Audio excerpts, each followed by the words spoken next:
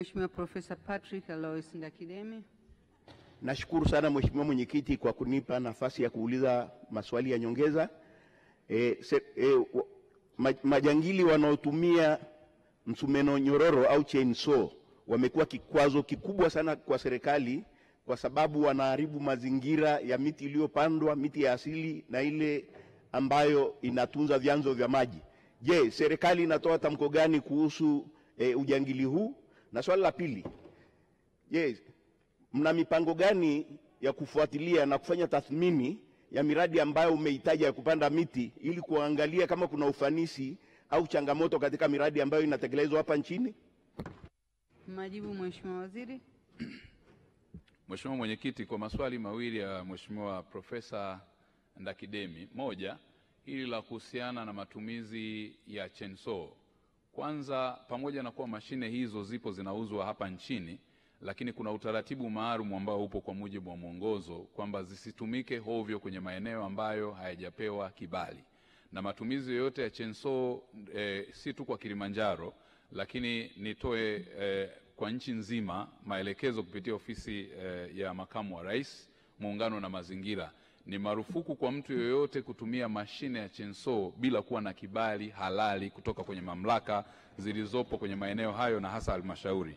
Lakini pili, kwenye maeneo hata yale ya misitu ambayo ipo kwa mujibu wa sheria na inatambulika kwenye maeneo mbalimbali kwa mujibu wa maeneo na halmashauri au tawala za mikoa na serikali za mitaa, huko nako pia kuna utaratibu wake wa kuweza kutumia. Hata kule kuliko na miti ambayo imepandwa, namna ya uvunaji kuna utaratibu maalum. Kwa hiyo nitoe maelekezo kwamba ni muhimu wazingatie utaratibu uliowekwa wa kikanuni na kisheria katika matumizi ya chainsaw, na kama atakiuka mtu tutachukua hatua kali sana za kisheria kupitia mamlaka zetu za mikoa na wilaya.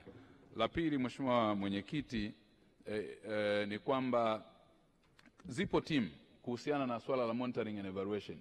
Zipo timu ambazo zinafanya monitoring and evaluation. Mojawapo ni maafisa viungo walio maeneo yote huko nchini, hasa kwenye mamlaka za serikali za mitaa, ambao wanafanya kazi hii ya kuhakikisha kwanza upandaji miti unafanyika, lakini pia hata ile ambayo imeharibiwa basi waweze kuchukua hatua.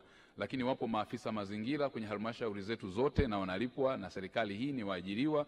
Wapo pia mabarozi wa mazingira, na vivyo hivyo wapo mameneja wa NEMKI katika mamlaka zote za mikoa na wilaya ambao wanasimamia swala hili, ikiwa ni sambamba na TARURA ambao wako chini ya ofisi ya TAMISEMI, nao wanafanya kazi ya kuhakikisha kwamba miti yote iliyopandwa pembezoni mwa barabara inaendelea kustawi, lakini pia kukaa katika hali ambayo inaweza ikaleta usaidizi.